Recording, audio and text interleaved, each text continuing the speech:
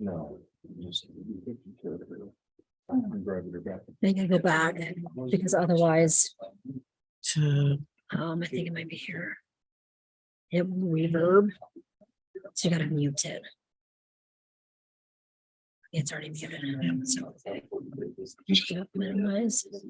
And then mute, go to record to the cloud.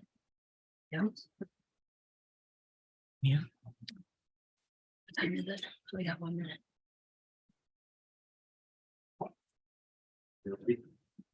Ready? Yeah.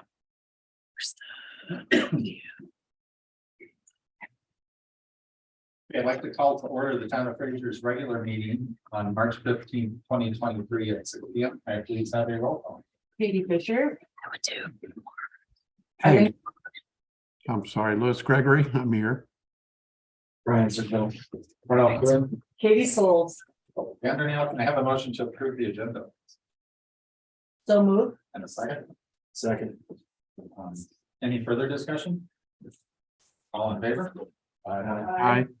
Opposed? And I have the motion to approve the consent agenda for supplements from March 1st. And 2023-0305 surety reduction for Rendezvous East. So moved. Second. Any further discussion? All in favor? Opposed? No. Okay, so I'd like to welcome everybody tonight. So those sitting in the audience, if you haven't done so, please sign in. And if you would like to address the board at any time during the meeting, raise your hand. And we'll call you out. When you come up to the podium, let us know your name and whether you live in the town of Fraser or not. If you're online, do you have anybody online? No. So if you have anybody on, you can raise your hand digitally. So that'll go the same. So for open forum, this is when the public gets to address the board. You'll have 3 minutes to of time, and the board may or may not respond back to you. So this is your chance, the public, to address the board. So if there's anybody in the public who would like to address the board, now's your chance. Okay, anybody online? No.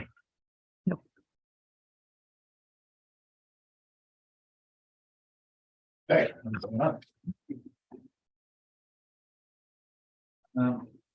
Next is U.S. Forest Service update.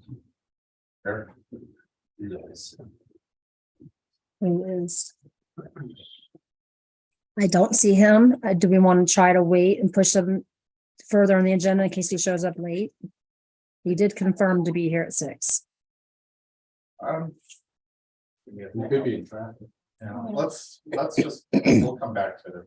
If he shows. Thank you. So, next. Sorry. I said just Pat, you were talking about how it is. And that's good. We can get you girls on the road.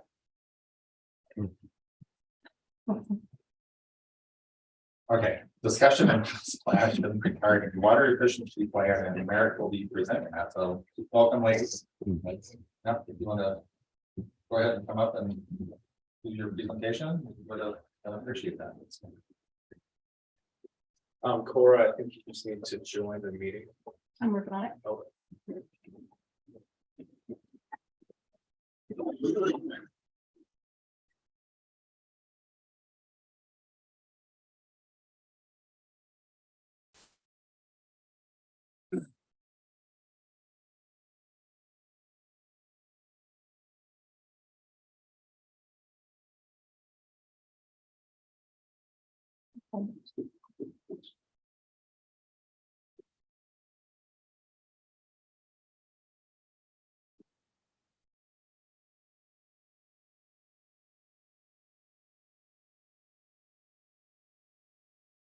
And share my screen.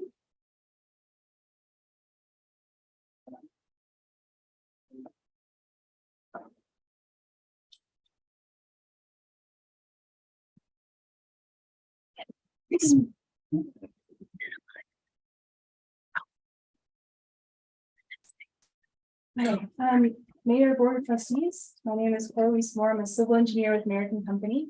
I'm joined today with my colleague Julie Taylor, who's also a civil engineer with American Company. We're here today to introduce and do an overview of the town's water efficiency plan, 2023. So I'm going to start with some background of the planning process, the timeline when it was initiated, the steps that have been taken since then. Then I'm going to do a brief overview of the plan, focusing on the strategies that it proposes for water efficiency, and then talk some about the next steps for the planning process. So just as a refresher, or if water efficiency plans are new for you, this is a foundational planning document specific to Colorado that complements all other types of planning efforts and policies. It's state required for many municipalities, and this is key for managing water resources and increasing resiliency. And the reason that it is required often by the state is to align larger municipalities with the Colorado Water Plan. So Fraser self-identified a need for a water efficiency plan to support the town priorities, including but not limited to conserving natural resources, protecting the Fraser River, informing water supply planning and responsible growth, leading the way for conservation and resiliency in Grand County and regionally, increasing grant leverage for other water efficiency related projects, and the town's ability to acquire external funding for infrastructure needs. And then finally, ensuring environmental security, economic stability, and social well-being for town residents and businesses. So this started in 2018, as early as 2018. Up until 2020, the town was kind of identifying the need for a water efficiency plan. And then in 2021, the town secured a grant to complete the water efficiency plan. In 2022, this past year, town staff has been working with Merit to draft the water efficiency plan. And now the plan is ready to be reviewed by the board and by the Fraser general public for adoption. Excuse me. So the plan answers several key questions. The first is how water is currently being used in Fraser, and then how can it be more efficiently or effectively used? And then how do we get from where we are right now to that more effective and efficient use of water? And then throughout all of this, how can we work together to increase sustainability?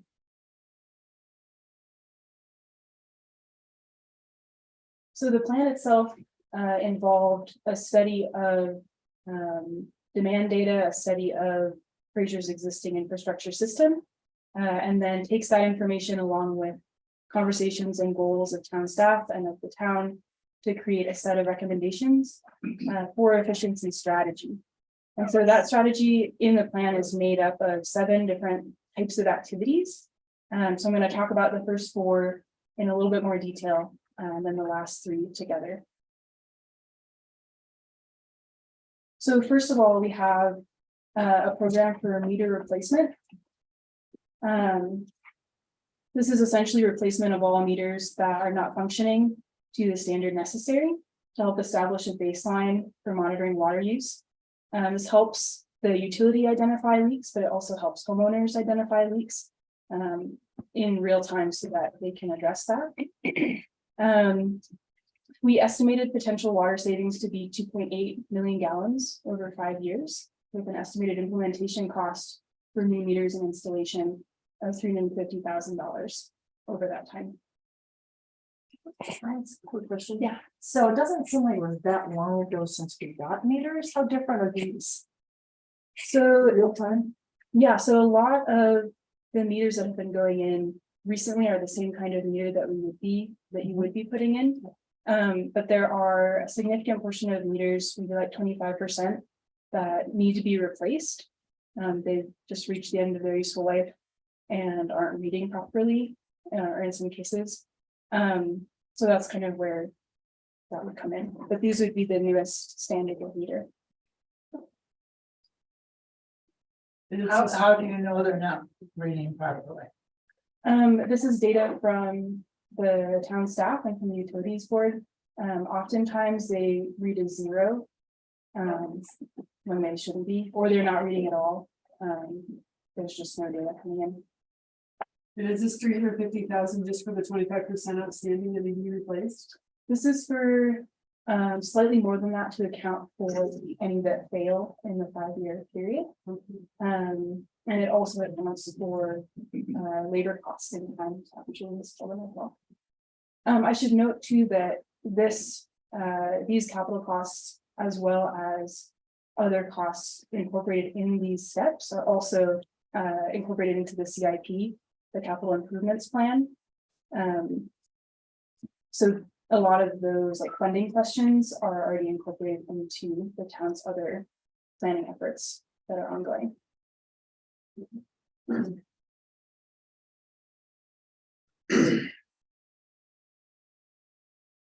The second efficiency strategy activity is improvements to the town of Fraser's database. So this is taking all of the data coming in from meters and creating a database that is accessible and usable. This helps create the baseline demand data that water efficiency planning and other types of planning are based on. And as I said before, it also improves the leak detection and helps monitor the water system function and to identify efficiency opportunities for the town and for other users in the town as well. We also estimated this one is also about 2.8 million gallons over 5 years, with an estimated implementation cost of $250,000.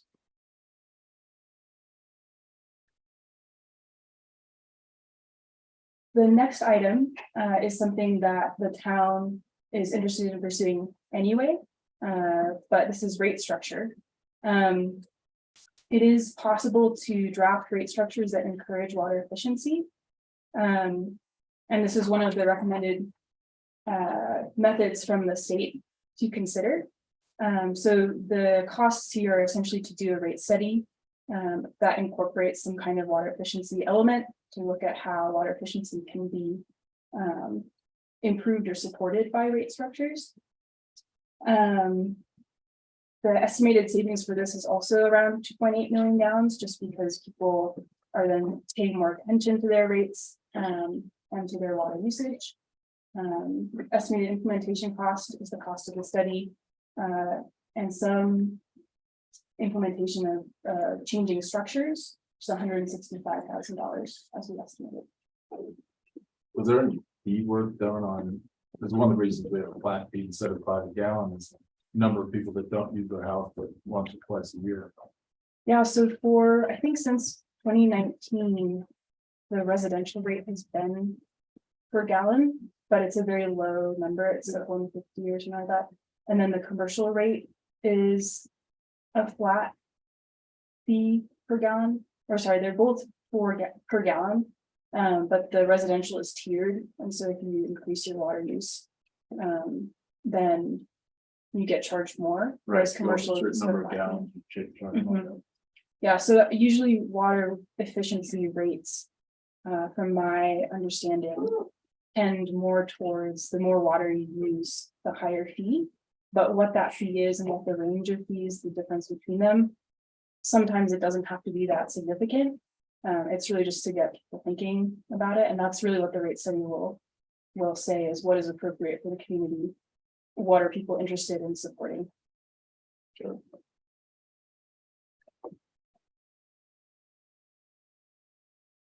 The next activity, activity 4, is a leak reduction program.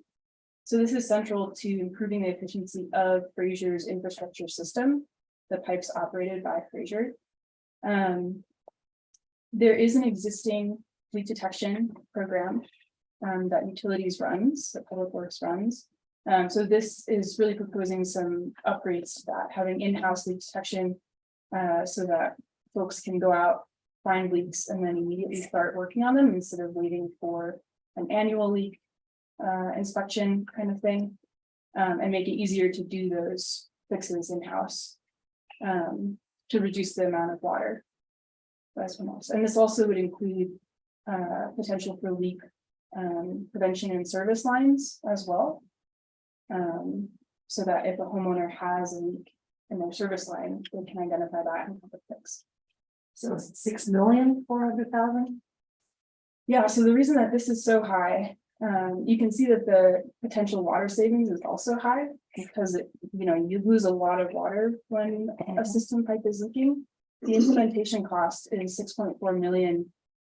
But that includes a lot of these capital improvement projects that are in other places of the budget that need to happen anyway. So it's kind of a twofer. This is something that the town has identified as a project that they'd like to pursue, but also is supported by a water efficiency planning strategy, which opens some more avenues for external funding, for example, things like that. I think. And then the last three activities that are proposed by the plan are all in this realm of community outreach. So this really provides the basis for information and communication to accompany all of the other activities as well.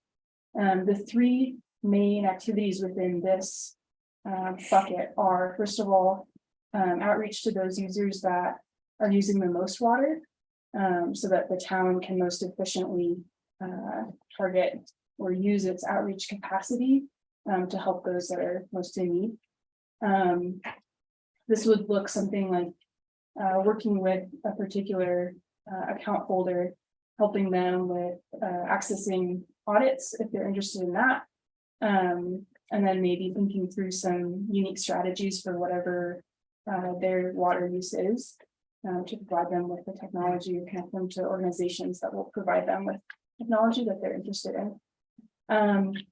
A second activity in this bucket is codification and enforcement of water efficiency. So the town code already includes several water efficiency related items. But it's not clear if those have been enforced or communicated. And so increasing that communication to kind of build this environment of conservation. And then finally within this category is kind of a general push to grow local stewardship and regional partnerships. So finding partners both locally and regionally to create community around water conservation. All of this will help kind of build and everything else in terms of finding additional support, additional community, additional funding for all of the other activities in the plan.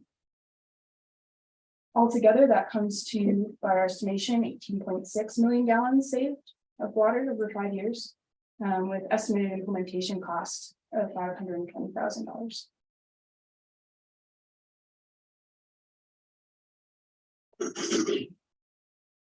So the full report was provided before this meeting, I believe. The next steps for the water efficiency plan are to be reviewed by the town board, and also to be reviewed by the public. So this would entail a 60-day public review period where the plan is available and the public can make comments on it.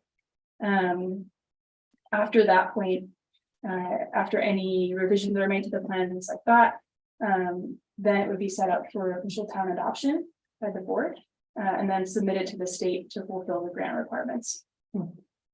So is that 18 million gallons of cumulative or each set? So you have 11 million gallons, you had 18 million gallons.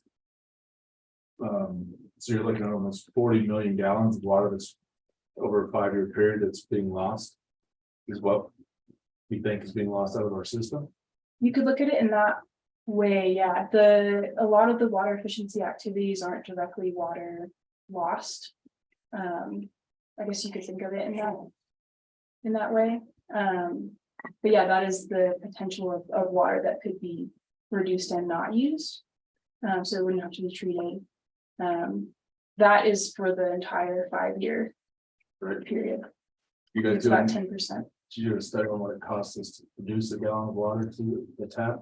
So that would be part of the rate study to make sure that those numbers balance. And then in further iterations of water efficiency planning, the goal is to have information about current usage and potentially future usage with the implementation of activities like this, so that you can make a projection into the future of how much that will cost as well, to then inform other planning efforts like rate studies. Do we have an idea of how many total gallons of water are put through the system in a year?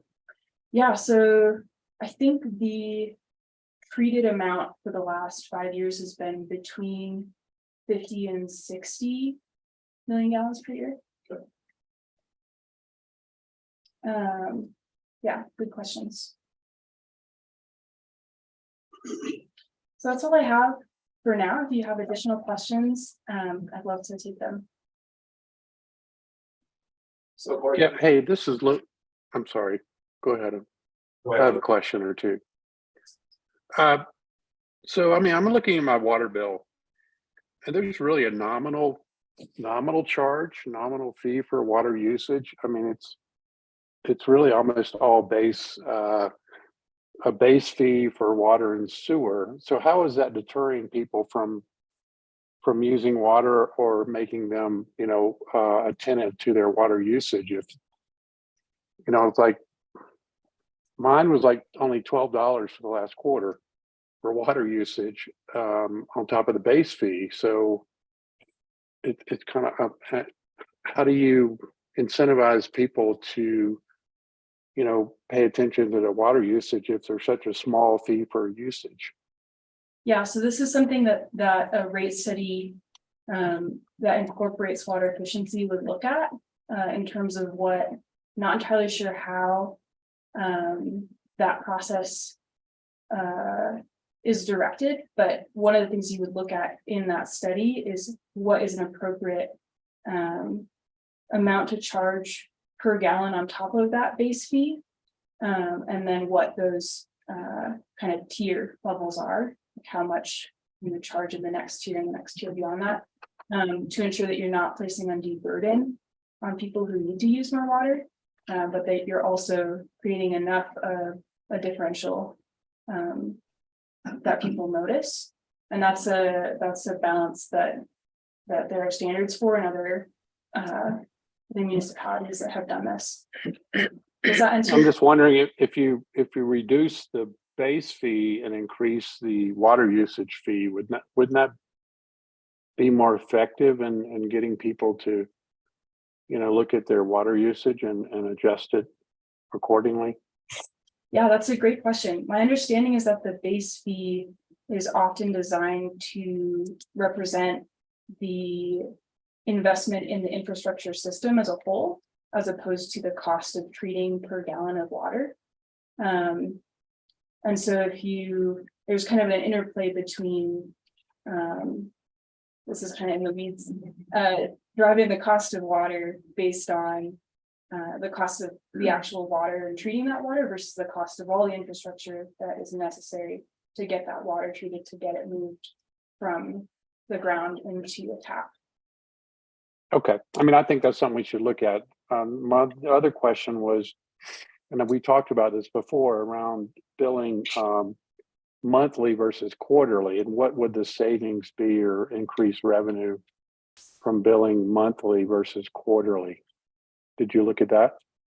We did not look at that for this particular effort, but I believe that's also something that the rate study would look at in terms of what makes sense. At this point, I believe that the meter data comes in monthly, but is read and recorded quarterly. So there would be some shifting in how that works. But I believe that the rate study takes into account the timeliness of bills as well as what the actual dollar amount is. Okay. And last question around the leak reduction, or where the problems are with leaks in water. Is it in, old Fraser, or where exactly would we focus if we're going to look at, really focusing on reducing leakage in the system? Yeah, that's a great question. A lot of that is for this study coming from the capital improvements plan efforts. And so that was where or I guess Merrick, a different team in Merrick, identified those kind of trouble areas with help from Lucas and other folks in public works. So that might be a question for Lucas, but I do think that the Old Town area is, Yeah. Front bar site, and then. Yeah. Nice. Lucas. Sorry. Suppose that way the people online can hear me. What I find is that most of our lossage comes from our galvanized service lines where they connect to fittings that have copper in them. Because there's a lot of galvanic corrosion going on. The other one is the duct iron pipe over time fails, as you can see that the pipe that we keep in our display case is being a possibility of other places in town having pipe like that we are not aware of. But yeah, it's mainly in the old town areas, the old duct iron pipe. And it's all about, soil corrosion capacity, and it's about how much moisture in the soil. So it varies throughout the town. Okay. All right, thank you.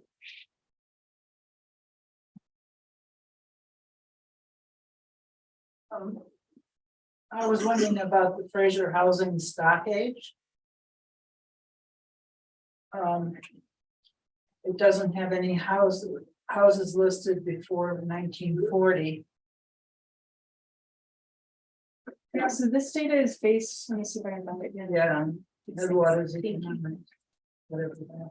Yeah, so this is coming from a group that does kind of information on the census data. Some more in depth and some just like analysis of it. And I believe that these buckets are just standard. So it's possible that they either incorporated that into the last bucket and just called everything that was older than 1940. Maybe it's based on housing records also, but I can't speak to how they did that, methods. Yeah. There's quite a few that are built before 1940. I do know that the total number of houses adds up, so it must be in there somewhere. So my guess would be it's in that, but yeah, it's a good question. They have a very good interactive website that provides a lot of the methods for their studies. I'm guessing it's somewhere in there. I would hope so.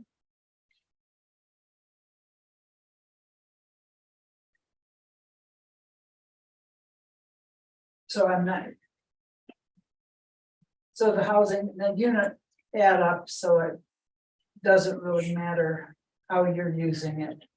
Yeah, and in terms of the use of the housing stock age, for water efficiency, we're mostly concerned with what houses were built after 2000, or after these like water efficient requirements for fixtures came in.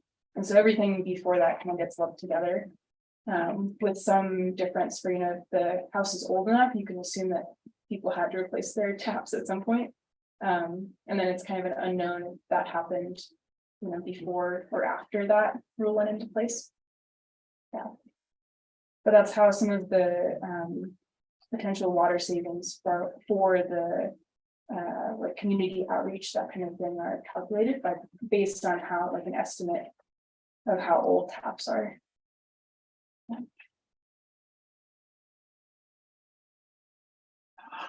I'm sure this will follow up out of this, but at one point when we have a better idea about the amount of water we have to support future development. Great question. So the supply is, I think, pretty well understood, or that's at least a different type of study through HRS is the consultant that Fraser uses. I guess the unknown where water efficiency is concerned is how much water that's being supplied is actually getting to people's homes and isn't being lost through system leaks, things like that. And that's how much in the future might water use be able to decrease per capita to then support additional development, potentially with the existing supply. So to the question of at what point will that number be known? It's a great question. In terms of this initial water efficiency plan, a lot of these steps are about gathering more data, gathering that information to better be able to estimate that. So I'm, after the 5 years of this plan, after meters have been replaced, after the database has been improved, after leaks have been reduced, maybe there'll be a better estimate for that. So this will really help give us some quality baseline data with some implementation of these steps. And just a little bit about, the process we've been going through the last 4 or 5 months, longer than that maybe, with Merrick's team working with our staff and public works and our water utilities. To look at, first we kind of looked at the best practices that are being used for water efficiency. And there were a lot of different recommendations to pull from, but this list is basically been hammered down from a large pool of what's relevant to Fraser and where we can get the best bang for our buck. Some things are expensive, but some things like the leak reduction is built into our CIP, which is just replacing water lines that we suspect are having a lot of leakage that we're looking at replacing with. So some of these higher numbers are associated with things that we're already working on as part of the replacement of our aging infrastructure. But meter replacement being a better idea of the water usage is going to really help with the rate study so that we know what everyone's water usage is and then what the rates really need to be to reflect the total usage. Being able to compare the real usage based on what's being pulled and treated out of the ground is very quality data to find out where our gaps are and what our leakage overall of the system looks like. The database improvements, this will help us, identify. It kind of goes with the leak reduction as far as being able to identify if someone's having a service line leak based on their usage. And also allow us to see, be able to hone in when if there's a break and we're losing millions of gallons, over an hour. These things will work together very well to allow us to better use our water rights that we have within town. And just be more sustainable, especially when we're looking at, larger projects that are going to require water, Victoria Village, out in the meadow for out of town service, and then potential future expansion for the town. These things really help us get a grip on what's currently happening in our water system that we can really build forward with that data to better analyze what we need more for water supply as we grow. And then you're looking at more honed in capital improvement plans that reflect our water line replacements, along with the community outreach to kind of work with our largest water users, and kind of work with them through like an auditing process and work with them to find some ways that they can put in some efficiencies through some potential re-engineering of their system and how we can partner with them on those types of fronts. So does that kind of provide a decent kind of overview of how these work together? I think it's the kind of the theme that I want to get across there. Absolutely. And, their team has been excellent working with our staff, and thank you for the study. There's a lot of good material in there. You have a huge report that's been attached as an agenda item. That's a good overview. But this is the approach that we're really looking at.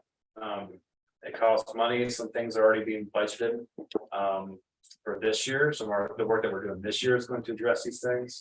For some of the leak reduction, we've ordered that equipment. And so our staff, through our public works, through the utility team, will be able to better identify where the leaks are instead of waiting for somebody to drive up from the front range in the middle of the night on a Saturday, for example. So it just allows us to lower our water loss through breaks and leaks and just build a more sustainable water program moving forward. And as we grow, putting in some efficiencies in place through that, community outreach and improving our systems, it's just going to allow us to reduce general water usage as we grow, which is just good stewardship. And the meters run from curb stop, right? They pick up the water usage of the house and curb stop, not of the house. You want to talk about water meter? the readings and where that's. from. Sure. They answer no. We have them on our, no, we have them on our houses. But there should be a third stop. What do you mean? What's the question? Well, so. When you have a meter. And it's hooked up to the house and the water goes into the house, you only see what's going in the house. You're not checking the leak between the curb stop to the house, and that's where most of the water lines have. Issues and leaks in them. Yeah, that is correct. Yeah, we can only see the water loss inside the house. Yeah, the only way we can do a survey is to do an in-depth, an in-depth survey with, proper equipment, and that is, the board provided funds this year, and so we purchased leak detection equipment, and I went a little, like, pretty much I added a little bit to it in order so we can actually test people's water services, and we can actually listen into the ground instead of just what we use is called correlators, which do large sections of pipe. So now when we locate a potential leak, we can follow it and trace it if it is the actual pipe, the connection, if it is the service line. So I kind of shifted our focus away from, because we hired people from the Front Range. We had this great guy that would come up and leak detect our entire system once a year, but he was only here for a few days and he did not have the equipment necessary in order to really do an in-depth study. So that's how we're gonna this summer provide the labor and by trying to fill some positions here of using our equipment and tracking down more of these service line leaks. Another thing point I want to make is I highly recommend anyone read the 2020 water supply plan, or not water supply plan. Yeah, the 2020 HRS water supply plan. In there, it kind of gives a lot of projections about the size of the community and what our safe fields are and our production capacities. That's one of the reasons why the water efficiency plan happened, is because we're trying to find ways of reducing our water usage and at the same time increase our ability to produce water. Right. Kind of hit it in both directions, because one of the big problems we have is we are running an aging truck. It's like the rest of the nation. Our pipes are aging, things are failing. It's just what happens. That's not an issue that's it's an issue that every municipality has. And it's, we need to all understand the cost associated with replacing this pipe and also increasing our capacity as the community grows. And if anyone wants to read the study, and I'm more than willing to answer any questions you might have on it. So I assume we can find that on our website. If we typed it in, is it accessible? It should be. That's a good question. Yeah, I'll make sure it's posted on that See if we website. can- To get it in, so we just searched HRS water supply plan. Was that presented at a town board meeting when they did that presentation previously? Yes, yeah. So it is in a town board packet. We can locate that and send that out to the board if you would like. Talks about a well filled Mhm. ponds that we need to build. Yep, and our water rights and storage and augmentation too. Yeah, that'd be good. It's dry reading, so yeah, feel free to ask me a few questions. No, But I'll make sure that we have it on the website.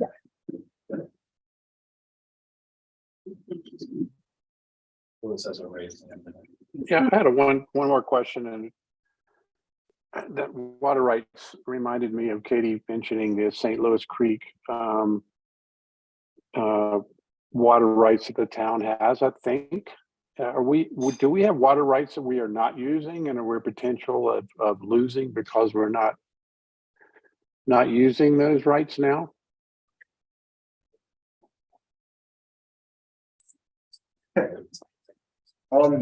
That's a really big question. Have been managing them. We do not use them for their full capacity.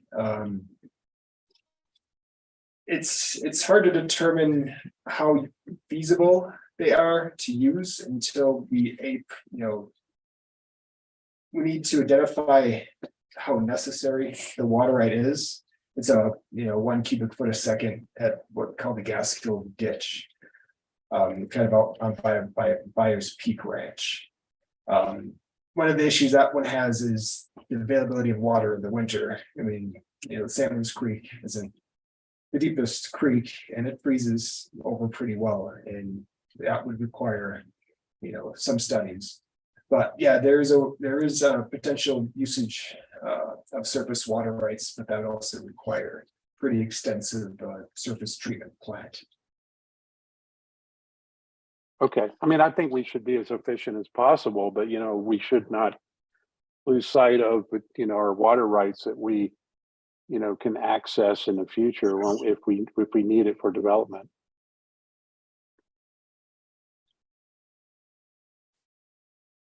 Isn't it pretty safe for municipalities without lose their water rights very easily? It depends on how you work on it. Abandonment of a water right can happen at any time. For example, let's just take the lakes that we have out on Park Road. I don't know what to call them now, but the ponds that we have. Those are our water storage for our wells. Well, the ponds was break and we lost them, and we didn't fix them for 5 to 10 years. Somebody come in and say you abandoned the water. And so the senior person above you takes that water right and it's now there. And they can do whatever they need. I'm just wondering, we should fold this into our water efficiency plan, that looking at our water rights and what we're using and what we're not using, and maybe at a potential of losing. Oh, yes, I'm glad people are actually, concerned about this, because I had my concerns about it as well. I've asked HRS a few times. 2015, there was a Fraser firming study done that recognized the need, to use our water rights. But again, it's quite the capital expense, going from, a well field that doesn't have any Goody issues to treating surface water with filtration and pumping it, probably half a mile, not entirely sure how long that stretch is.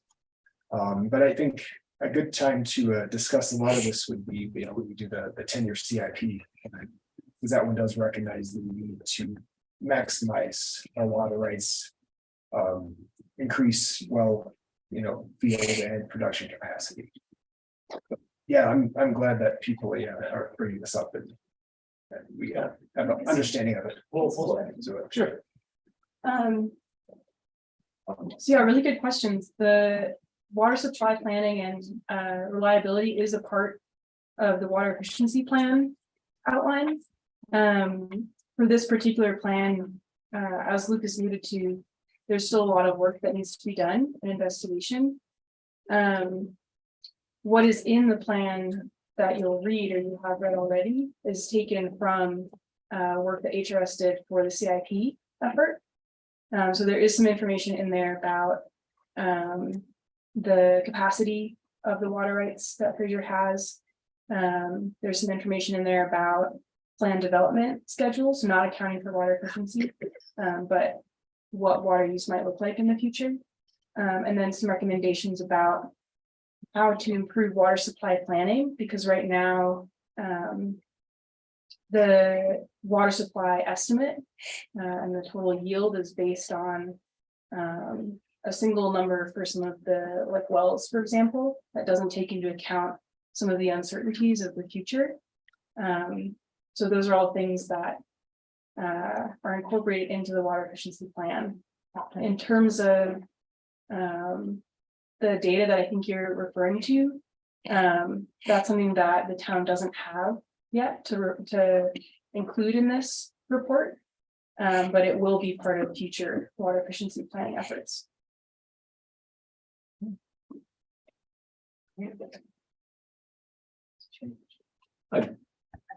If I can, I just had a point of clarity. There's a question that came up about water rights and losing water rights and so forth. Private water users have a right to use that water, but if they don't use that, the water courts in Colorado have stepped in and actually taking those water rights away from private users, but for municipal use. They, of course, have been reluctant to do that because the municipalities can always say, this is for future growth, future needs, and so forth like that. So I have not heard of any water court case where a municipality has lost their water rights because they're simply not using it. We do have senior water rights from the St. Louis Creek, so that if there's any junior rights that want to take advantage of that, and we're not using that, they're fully free to do that based on their rights to access to that water. But at any point when the town establishes a need for those water rights, our water rights would then supersede those junior water rights. And one other point, just of clarity, I appreciate Cora and the work you've been doing with staff. Based on my calculations, this water efficiency plan has the propensity to save the town about 14% of our water per year. So these measures help us to extend that water. It keeps us from having to drill new wells. And we can put those capital expenses off to a later date. It also allows us to create more taps to provide for future growth. But completion of this water efficiency plan and adoption by the town board also opens the door to grants from the CWCB. Once you have an efficiency plan in place, your efficiency measures, you're eligible for those grant dollars. And those can be pretty significant for addressing things like the water main replacement and so forth. Great. Thank you, Ed. Thank you.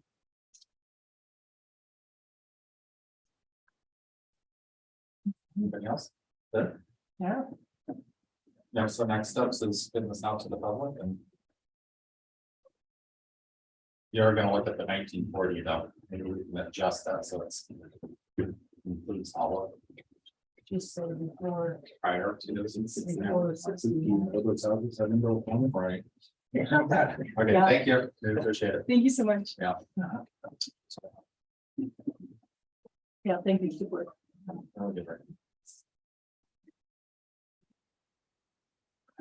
It was a good reduction to 40 pages. Okay, we are now at the treasurer's.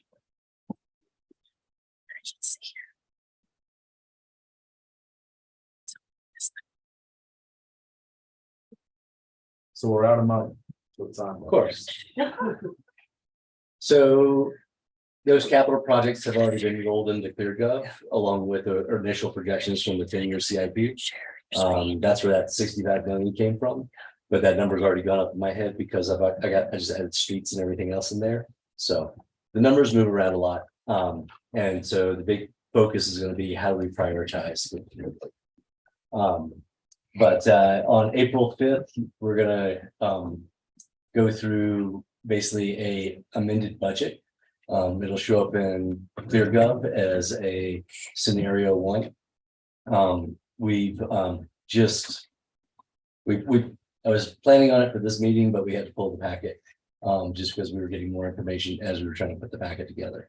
Some legal costs, some major challenges that may be minor, but they could be major. We're trying to pull some of that information together. So April 5th, it'll be looking at an amended budget and looking at some better numbers and having the first quarter numbers mostly in hand. But Wesley, if you'll scroll down. This is the simple version. If you'll go ahead and scroll the next one. Basically, looking at where our money is sitting right now, green is operations, blue is kind of reserves. And we're trying to maintain as we're getting into building season and contracts and stuff. So that blue line is going to start going down as we get towards the summer. And so focusing a lot on cash flow management right now. But fortunately, go ahead. Right now, we're still trending slightly above last year in terms of sales tax. So February represents January, which is always a little bit lower month for sales tax. But we are trending just a little bit above where we were last year, which was also above prior years. And that's a good place to be.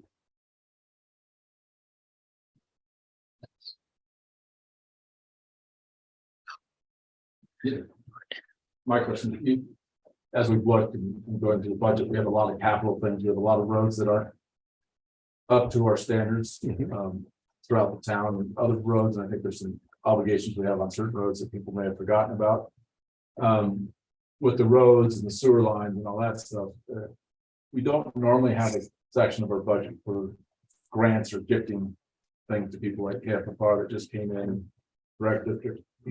My concern is, the question is, should we either put in something like that so we know it's in our budget, or should we at this time put a halt to all of that kind of stuff until we get our budget in line and get our roads and what we're supposed to be doing as a government, keeping the utilities running, keep the lights on the roads. Actually, it's in the budget. There's a grant aids to other organizations, and then there's our IGAs, and it's under the town board section of the budget. And the IGAs are contractual commitments. We still owe those. But yeah, the board can say we don't want to do that anymore, and that's why I recommended having a September grant cycle, which would be simply a Google form. Here's where you submit your stuff. Here's the information you'd want to collect. You would have that information prior, and you would approve what you wanted. Not necessarily having everybody come up and give a pitch, because that just takes a lot of time. And then that builds into the budget, and September is a good time for building it for the next year's budget. And then you can say, here's what our priorities for funding for next year. Yeah, I just remember last time you said, oh, we might have to find something in the general fund to cover those. So Yeah, I just well, want to make sure. town board budget's funded out of general fund, and so it's staying within that same section of the budget, economic development. But the organizations that the town has given money to they're nonprofits, but they're still businesses within the town. So you're moving money from one line item to another within the same fund, which is actually fairly easy. Right. When we start crossing funds, that's when it gets to be a little more tricky. Yeah, because I've heard people that would like to get the power line buried at some point. So, little things. Yeah, there's little things, and the roads, there is a roads budget under a capital asset fund. Money's allocated for repairs. John's Drive was slated for this year, doing repairs there. And now it's okay, if that's on the queue, then is it truly a mill and overlay going through? We're like, it looks like it might be bigger than that.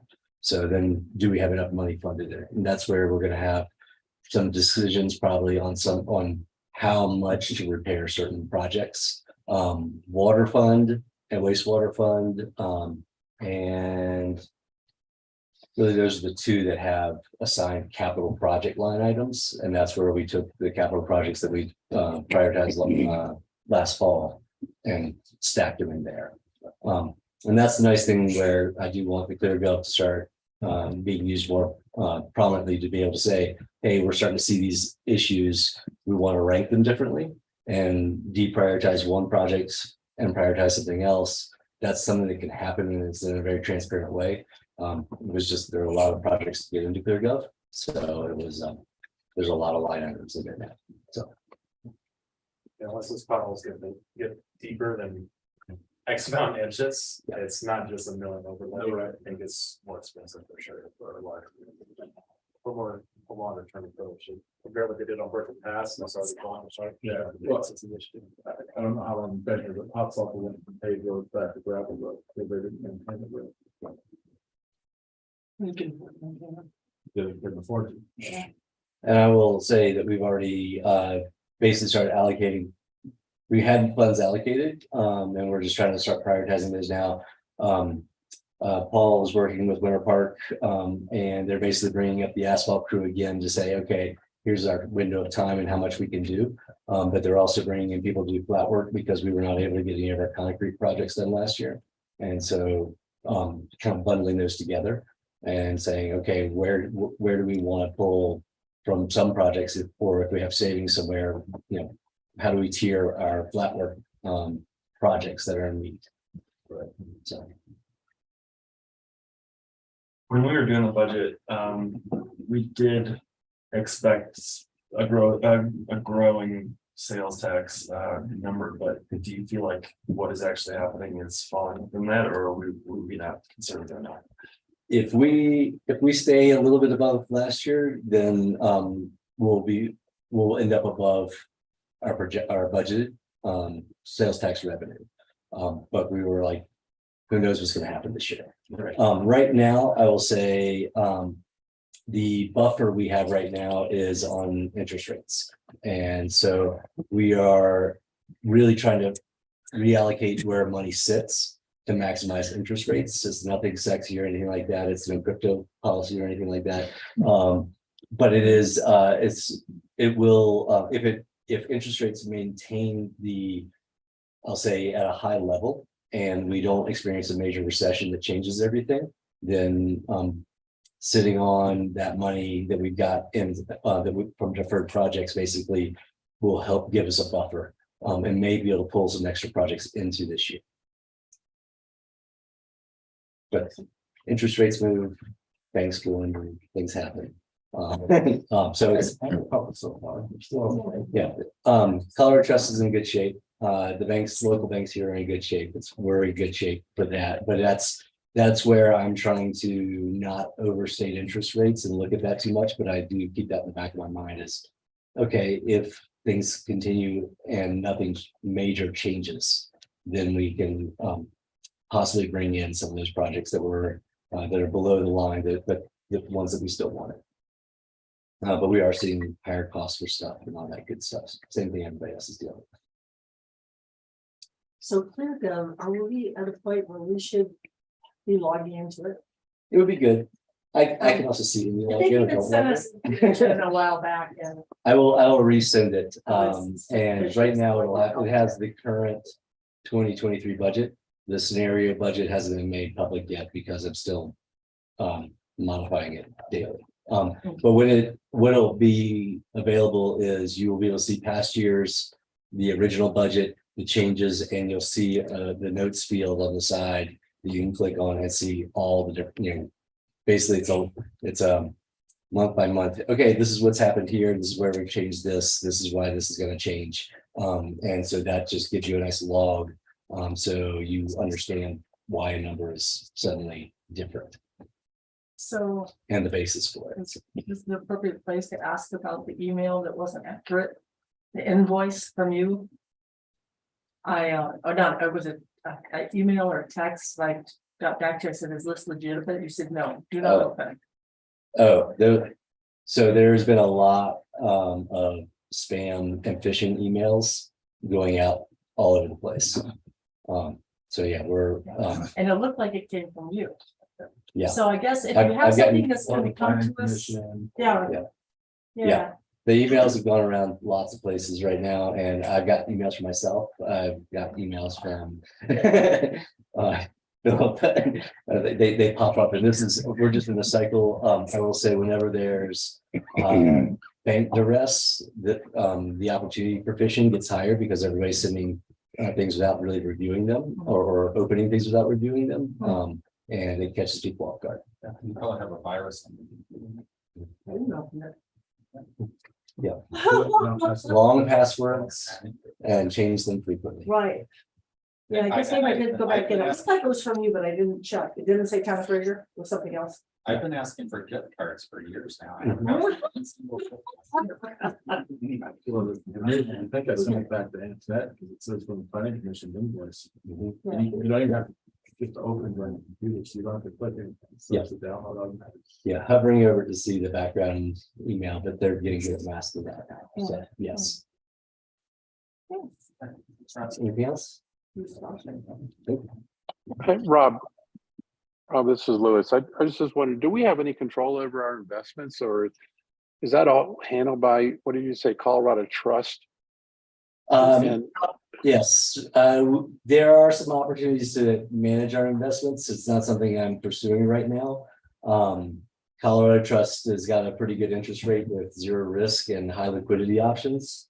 I didn't want to touch anything last year because I wanted to see what the ebb and flow for cash flow was. Now that I got a decent feel for it, I don't see any great opportunities, but if we really wanted to be like, okay, we could do some CDs and some other things, but we'd only get maybe 0.25% more with less liquidity. We're doing pretty well through Colorado Trust. What's the rate? It moves every day, so about 4.8%. Great. Which is not terrible, but not, it makes it a lot easier when there's no risk. Yeah. So, Okay. Thank cool, you. thank you. Good question, Liz. Okay, next is ordinance 494, amending chapter 6, article 1 of the Fraser Municipal Code regarding business licenses. Put this through the camera. Yeah, one day there will be a quicker option. All right. So, are you ladies driving to Denver tonight? No. No, good. I'm gonna say, you would, you should probably. That's okay. The mother in me. Fair enough. Mayor, Board of Trustees, the matter before you tonight is presented an ordinance for consideration to adopt the changes to the Fraser Municipal Code, specifically Chapter 6, Article 1 related to business license. The background, this began with a Senate Bill 2232 to simplify local sales and use tax administration. So on and after July 1st, 2022, a local taxing jurisdiction is prohibited from charging a fee for a general business license to a retailer that has a state standard retail license. This makes retail sales within the local taxing jurisdiction and does not have a physical presence within the local taxing jurisdiction.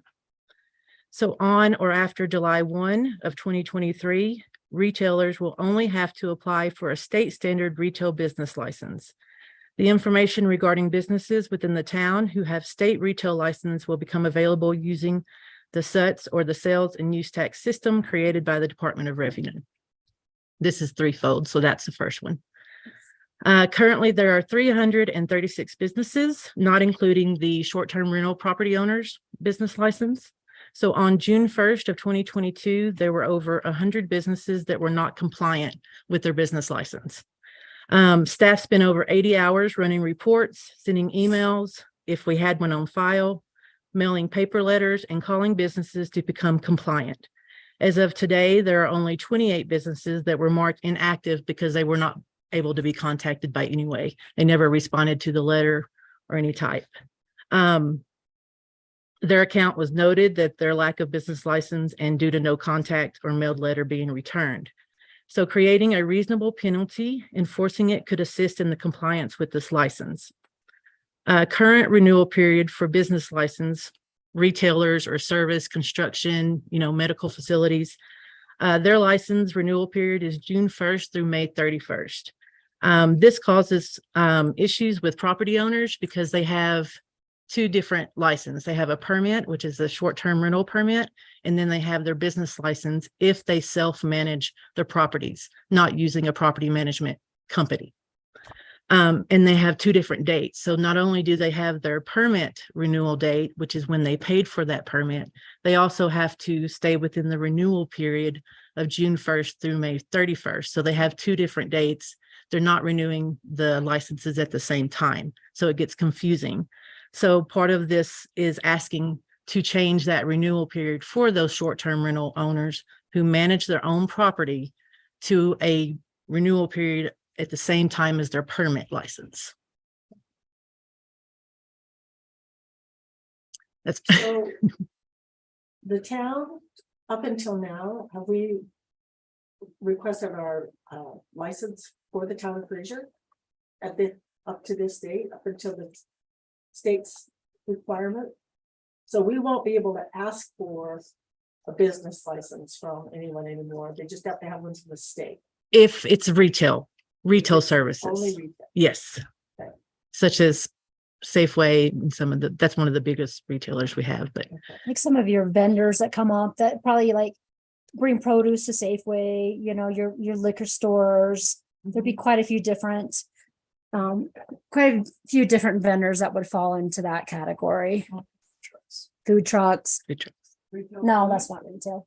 That's service. Like retail food establishments or just? No. restaurants? No, it's not restaurants. It's really somebody that would deliver a product all over the state so that they wouldn't have to have a business license in every single jurisdiction that they go to. It'd be like Cisco would have one permit for the state, but wouldn't have to have one in every single jurisdiction.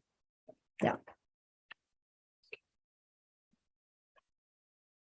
And just to continue with the enforcement, so right now there's no reasonable administrative penalty. The one that's for the business license is the current municipal code, which is the punishable by $1,000 or 1 year in jail.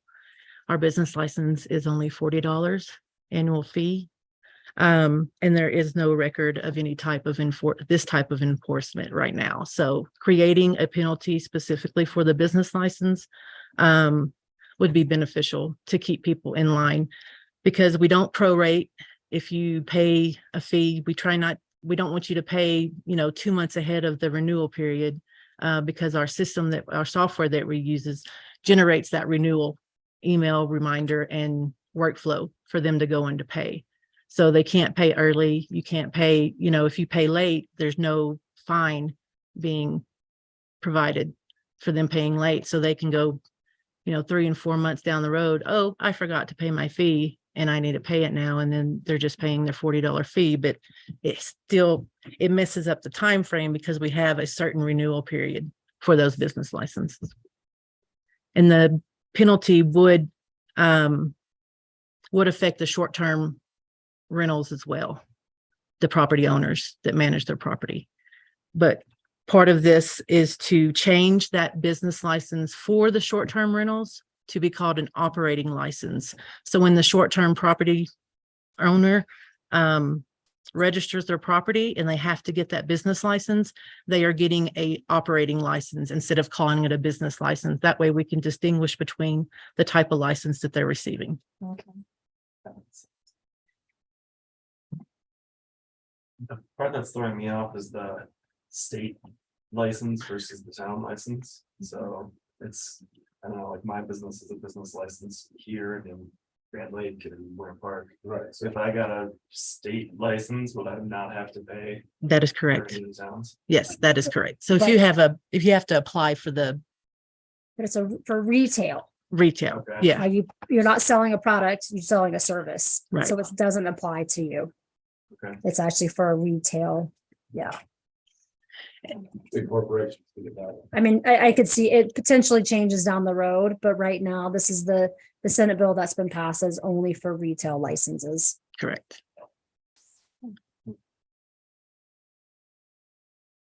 So how does that affect a gravel truck? It's doing the service. Delivering the gravel, or it's delivering a. No, sorry. Did you hear that? Part of it. How does that affect your gravel truck?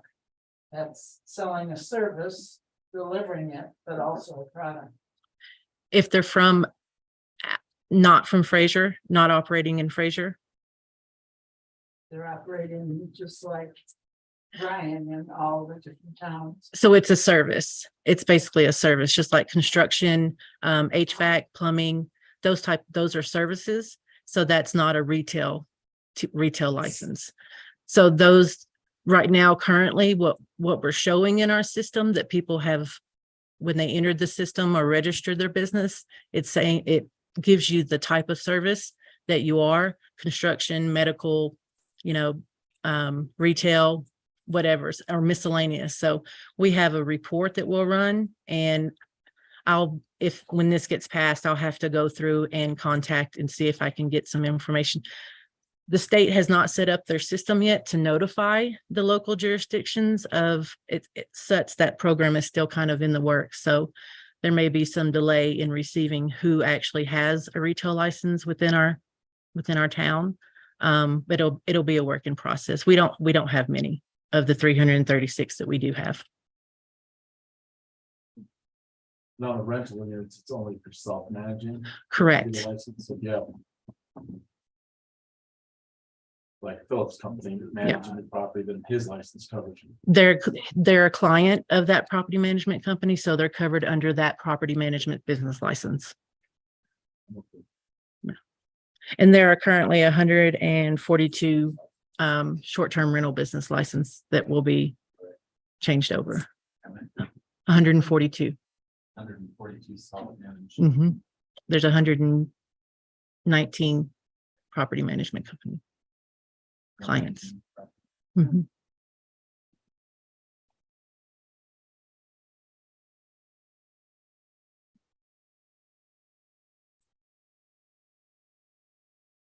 Questions? Wondering what who's the biggest beneficiary over this, because this seems a little bit weird to me. It's $40. I don't know. I know, I'm just saying like. It's the state, and it's because there's a difference. It feels like it's like so. The rules are so weird with it, like who's. So I think it started with was it the Wayfair that brought all this up? Oh, There's a difference between physical presence and incidental presence which will put those definitions are in the ordinance that we'll put in to distinguish between. It's paying that tax within, and those that travel and deliver items and still charge the tax, they don't have to go to each town to get a business license to make those deliveries. Gotcha. That makes sense. Thank you. Okay, any other questions?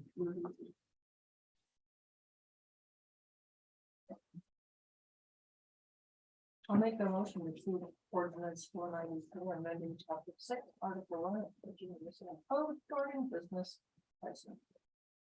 For a second. I second. Any further discussion? All in favor? Aye. Aye. Opposed? Okay. We are now at passes. Please.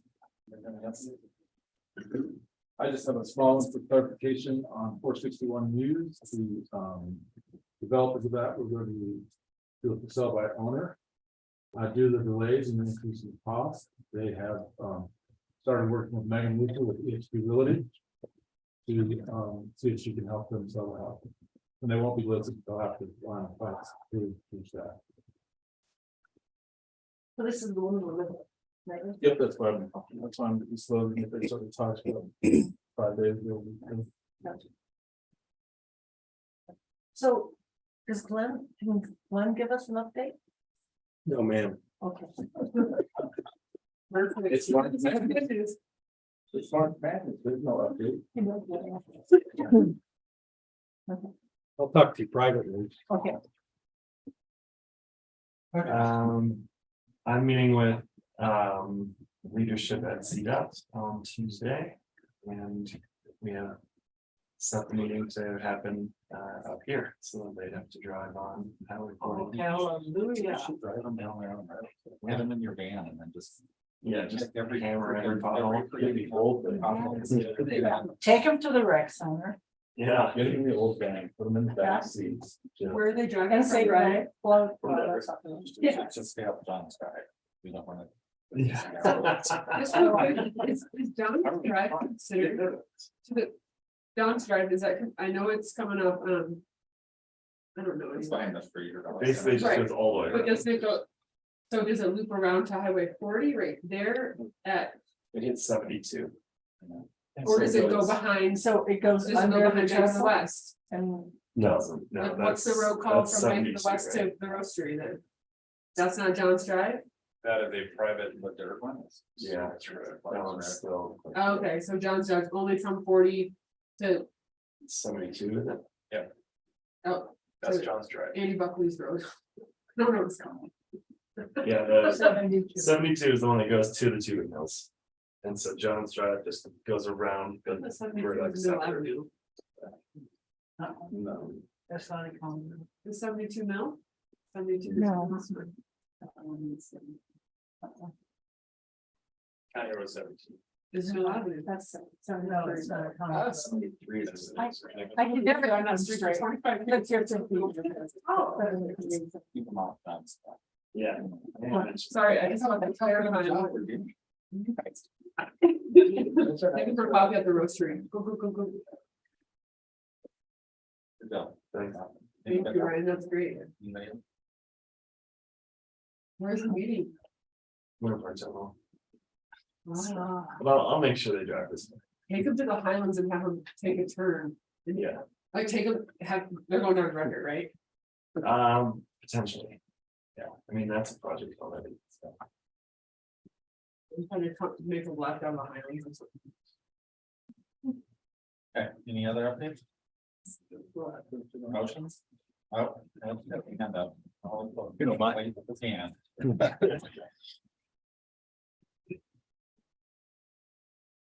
So I asked if I could just do a quick update, Michael, earlier today. This is my last board meeting as your outgoing town manager. I just want to say it's been my honor to serve the town of Fraser. When I came on board, right into a lawsuit,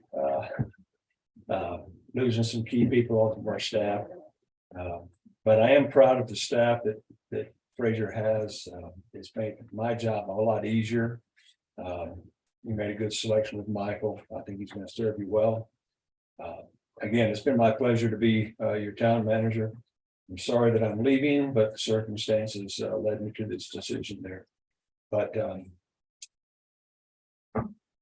I think you got a good staff, a good board. You've been easy to work with, and I appreciate your forward thinking and the support you gave me. I'm sure you're going to give Michael the same level of support. So thank you very much for this opportunity. All right, thank you. I guess this is your official first.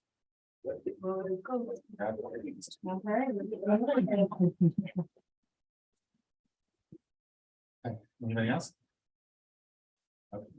Motion, I move to adjourn. All in favor? Aye. Oh, absolutely. And we get up to Wellington. So who seconded to do it, Jerry?